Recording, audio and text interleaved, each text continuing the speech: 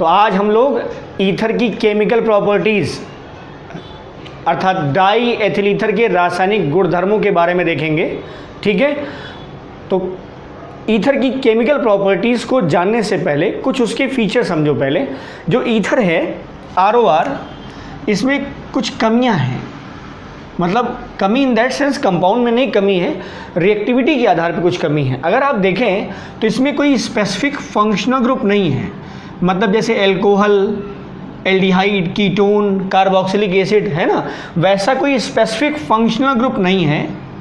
वो अलग बात है कि इसको हम इथरल ऑक्सीजन कहते हैं, लेकिन ये फंक्शनल ग्रुप अब्सेंट होता है। ठीक, और इस फंक्शनल ग्रुप के अब्सेंस होने का रीज़न ये है, मतलब इसका रिजल्ट ये होता है कि लेस रिएक्टिव हो जाते हैं। तो ईथर जो होते हैं वो कम क्रियाशील होते हैं। ईथर क्या होते हैं बेटा? कम क्रियाशील होते हैं। और इस कम क्रियाशीलता के कारण होता क्या इनका, ये अगर धातुएं हैं, जैसे अल्कोहल धातुओं से क्रिया कर लेता है, फिनॉल धातुओं से क्रिया कर लेता है, लेकिन ईथर धातुओं से क्रिया नहीं कर पाते हैं। ठीक, तो धातुओं से क्रिया अगर हम देखें, अगर हम अपचायक, जो सामान्य अपचायक हैं उनसे क्रिया, अगर हम सामान्य आक्सीकारक या जो दुर्बल आक्सीकारक होते हैं या जो मध्यम क्षमता वाले आक्सीकारक होते हैं, उनके साथ इस ईथर का कोई भी एक्शन नहीं होता है। समझ रहे हैं आप? तो रिएक्टिविटी के बारे में ये बात थी कि ईथर जो है वो लेस रिएक्टिव होता है, ईथर कम क्रियाशील होता है। उसके पीछे का सिंपल रीज़न ये है कि ईथर के पास कोई स्पेसिफिक फंक्शनल ग्रुप नहीं होता जो रिएक्टिविटी को और इंक्रीज़ कर पाए, इन्हेंस कर पाए। और इससे रिजल्ट ये मिलता है कि ईथर सामान्य परिस्थितियों में अगर आप बात करेंगे तो वो धातुओं से क्रिया नहीं करता, वो सामान्य अपचायकों से भी क्रिया नहीं करता, सामान्य जो आक्सीकारक होते हैं, मध्यम क्षमता वाले जो आक्सीकारक होते हैं उनसे भी क्रिया नहीं करता है। तो अब ईथर की रिएक्टिविटी या ईथर की क्रियाशीलता या ईथर की अभिक्रिया को समझा कैसे जाए, तो ईथर की रिएक्टिविटी को हम 4 हिस्से में बांट रहे हैं, या ईथर के रासायनिक गुणधर्म को हम 4 हिस्से में देखेंगे। ठीक है, पहला हिस्सा कुछ ऐसे रिएक्शंस जो थोड़ा सा आप कह सकते हैं ड्रास्टिक सिचुएशन या विशेष परिस्थितियों में कराई जाएंगी। मैक्सिमम रिएक्शन सब विशेष परिस्थितियों में कराई जाती हैं। ठीक है, तो कुछ वो रिएक्शन हम देख रहे हैं जिसमें पूरा का पूरा ROR पार्टिसिपेट करेगा, मतलब पूरा का पूरा ROR जो है वो पार्टिसिपेट करेगा। तो पहला हिस्सा हो गया संपूर्ण ईथर अणु की अभिक्रियाएं। ठीक है, डिस्ट्रैक्ट करेगा, टूटेगा, ऑक्सीडाइज होगा, कह सकते हैं डिकम्पोज होगा पूरी तरह से, वो इसके अंतर्गत आएगा। उसके बाद इथरल ऑक्सीजन, मतलब जो रिएक्शंस हम रिलेट करेंगे इस सेकंड पार्ट के अंतर्गत, उसमें हम स्पेशली इस ऑक्सीजन की प्रॉपर्टी के बारे में डिस्कस करेंगे, इथरल ऑक्सीजन की अभिक्रियाएं। ठीक है, तीसरा जो टाइप होगा बेटा वो होगा ये जो O और C, आखिर वही यही तो है, R मतलब एल्किल ग्रुप। तो इस बॉन्ड के क्लेवेज से संबंधित कुछ रिएक्शंस हैं, थोड़े ज़्यादा रिएक्शंस हैं और बहुत ही इंपॉर्टेंट रिएक्शंस हैं। तो इस O और C के बीच के जो बॉन्ड है उससे संबंधित अभिक्रियाएं, जाहिर सी बात यहाँ से क्लीव होने वाला है, तो उससे रिलेटेड जो रिएक्शंस होगी वो इस पार्ट के अंतर्गत देखी जाएंगी।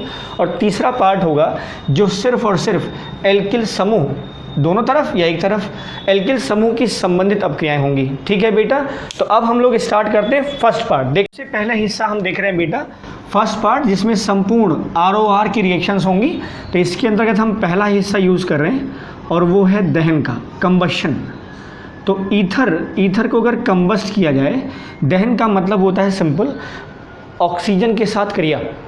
ठीक है, हम उसे जला रहे हैं in the presence of air, तो होगा क्या, ये जो C2H5O है, और वैसे भी आप जानते हैं कि अगर किसी भी ऑर्गेनिक कंपाउंड को या कार्बनिक यौगिक को अगर जलाया जाए, दहन कराया जाए, ऑक्सीडेशन एक अलग ही बात होती है, यहाँ पर दहन करा रहे हैं, मतलब एक्सेस ऑफ या एक्सेसिव प्रेजेंस ऑफ ऑक्सीजन है, तो एक्सेस की ऑक्सीजन की मात्रा ज़्यादा है, तो जो भी कार्बनिक यौगिक होगा वो कार्बन डाइऑक्साइड और जलवाष्प में बदल जाएगा। सीधा सीधा बदल दीजिए, carbon dioxide plus water molecule, clear, साथ में हीट और उष्मा भी निकलेगी, लेकिन जो कंपाउंड के फॉर्म में देखेंगे तो कार्बन डाइऑक्साइड और वाटर हो गया। ठीक है, बैलेंस कर लीजिएगा आप। अगला हिस्सा देखिए, ये है अपघटन का, डिकम्पोजिशन मतलब जो कंपाउंड है वो पूरी तरह से टूट जाए। तो अब ये टूटेगा कैसे, यहाँ ये दहन की बात थी, जलाने की बात थी, तब कार्बन डाइऑक्साइड वाटर मिला है। ठीक है, यहाँ हम डिकम्पोजिशन की बात कर रहे हैं, डिकम्पोजिशन अपघटन की बात कर रहे हैं। तो आप करिए क्या, डाई एथिल ईथर की वाष्प को क्लोरीन गैस के वातावरण में गर्म कर दीजिए। डाई एथिल ईथर को क्लोरीन गैस के वातावरण में अगर आप गर्म कर दीजिए तो ये पूरा का पूरा जो मॉलिक्यूल है वो टूट जाता है और क्या मिलेगा, कार्बन मिलेगा, हाइड्रोजन क्लोराइड मिलेगा और साथ में मिलेगा आपको जल। तो आप देख रहे हैं यहाँ पर कि पूरा का पूरा जो अणु है वो टूट गया है, 2 कार्बन 4 कार्बन बैलेंस आप कर लेंगे। तो ये क्लोरीन गैस के वातावरण में डाई एथिल ईथर के अणुओं का पूरा डिस्ट्रक्शन हो जाता है, डिकम्पोजिशन हो जाता है और टूट करके क्या बनाता है, कार्बन बनाता है, HCl गैस बनाता है और H2O गैस बनाता है या वाष्प बनाता है। ठीक है, तो कार्बन ये हाइड्रोजन क्लोराइड गैस और ये जल या जल वाष्प ये बना लेता है। अगला हिस्सा देखो, इसी से संबंधित हिस्से में ये है निर्जलीकरण। निर्जलीकरण मतलब डिहाइड्रेशन, तो वाटर मॉलिक्यूल्स निकल सकता है यहाँ से।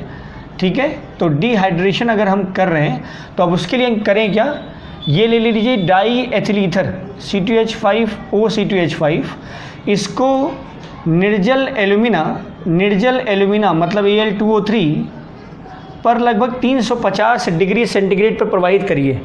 इस डाई एथिल ईथर की वाष्प को, ये वेपर है और इसको हम प्रवाहित कर रहे हैं बेटा निर्जल एल्यूमिना पर, जिसका टेम्परेचर इस समय हमने रखा है 350 पर। तो होगा क्या, यहाँ से वाटर मॉलिक्यूल का एलिमिनेशन होता है और साथ में हमें मिलता है क्या, एल्कीन, दिस इज एथिलीन। ये मिलता है क्या, एथिलीन, ये हो गया एथिलीन, ये मिलता है। ठीक है, समझ में आई बात। तो डाई एथिल ईथर की वाष्प को हमने निर्जल एल्यूमिना पर प्रवाहित किया लगभग 350 डिग्री सेंटीग्रेड पर, जल का निष्कासन हो गया और क्या मिल गया हमें, ethylene, CH2 double bond CH2 ये मिल गया। अब इसका एक पार्ट और है, वो है D, दैट मीन्स इसको हम बोल रहे हैं ऑक्सीकरण, ऑक्सीडेशन।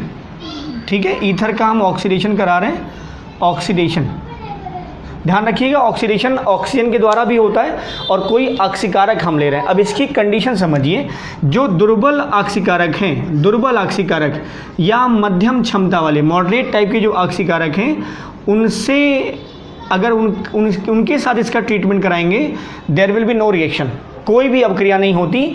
मतलब दुर्बल या मध्यम क्षमता के जो ऑक्सीकारक होते हैं वो डाई एथिल ईथर अणु को प्रभावित नहीं कर पाते हैं। तो हम प्रबल ऑक्सीकारक ले रहे हैं यहाँ पर, और प्रबल ऑक्सीकारक में यहाँ ले रहे हैं हम अम्लीय पोटेशियम डाइक्रोमेट, अम्लीय पोटेशियम डाइक्रोमेट मतलब H2SO4 डाइल्यूट फॉर्म में प्लस K2Cr2O7 अम्लीय पोटेशियम डाइक्रोमेट। तो होता क्या है, इस प्रबल ऑक्सीकारक की उपस्थिति में, क्योंकि ये नवजात ऑक्सीजन देता है, ये प्रबल ऑक्सीकारक है, अब इसकी उपस्थिति में जो C2H5O है, ये ऑक्सीकृत होकर के फर्स्ट स्टेप में यही है बेटा K2Cr2O7 और प्लस H2SO4, इन दोनों की क्रिया से हमें नवजात ऑक्सीजन मिलता है।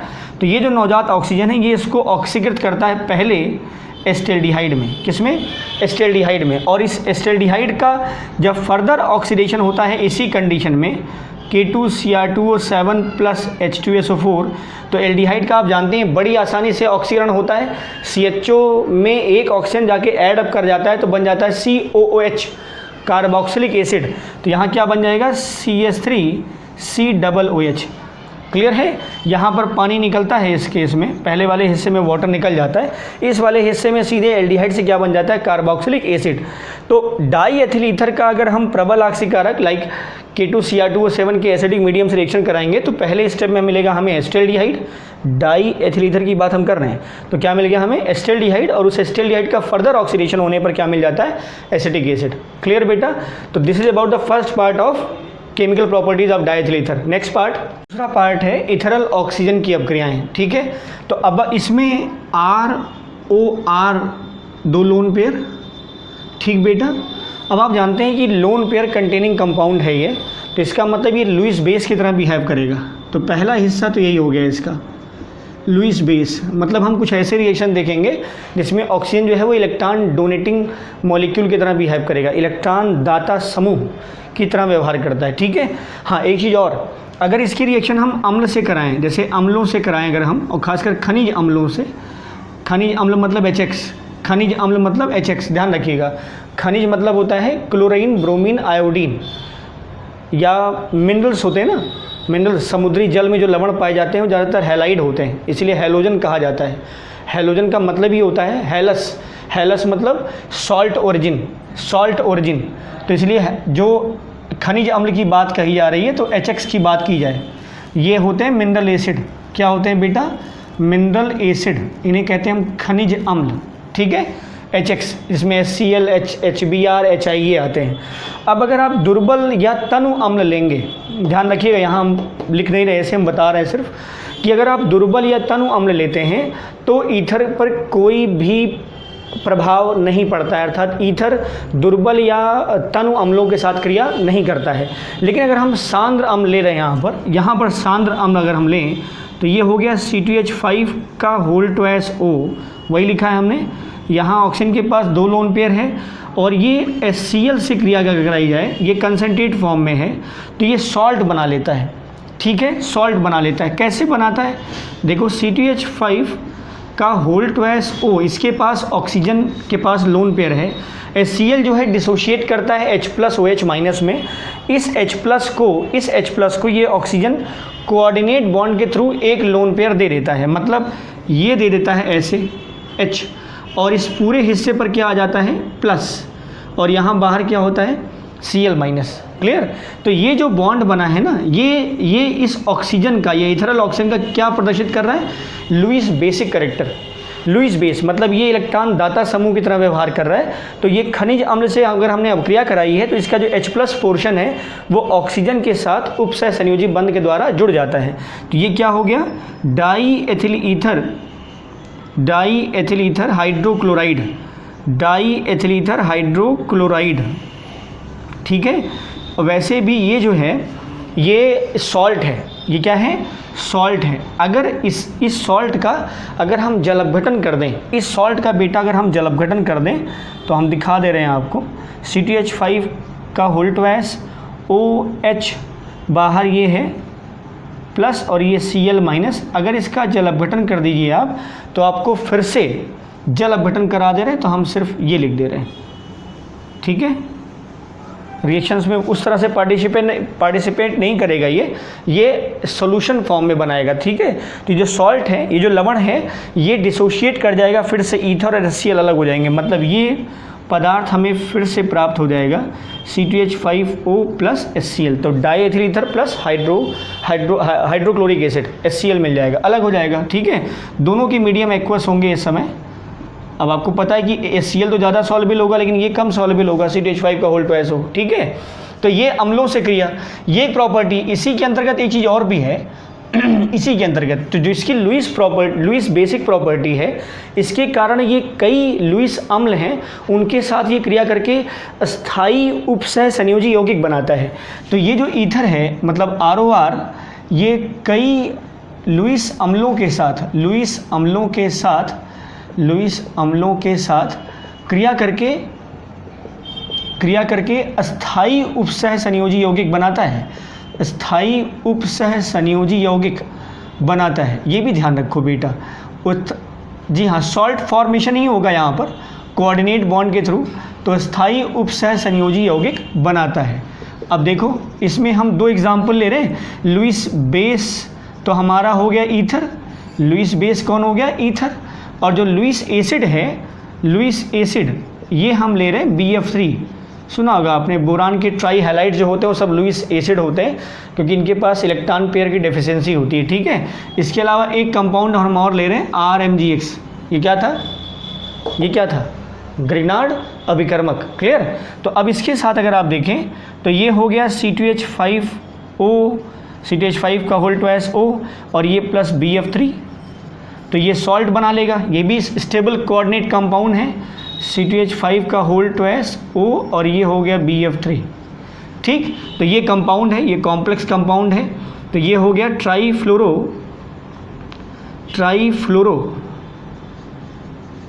ट्राईफ्लोरो बोरॉन इथरेट, ठीक है। ट्राईफ्लोरोबोरॉन इथरेट, ये कॉम्प्लेक्स कंपाउंड और ये स्टेबल होता है, याद रखिएगा बेटा, ये स्टेबल होता है, ठीक। एक और देख लो C2H5O, अब थोड़ा हम इसको ऐसे दिखा देते हैं। C2H5O लोन पेयर है, इसके 2 मॉलिक्यूल्स और ये RMGX के साथ, तो आप देखेंगे RMgX आपको पता है कि OMC है, ऑर्गेनोमेटेलिक कंपाउंड है, इस पर होता है डेल्टा पॉजिटिव, इस पर होता है डेल्टा माइनस, ठीक है।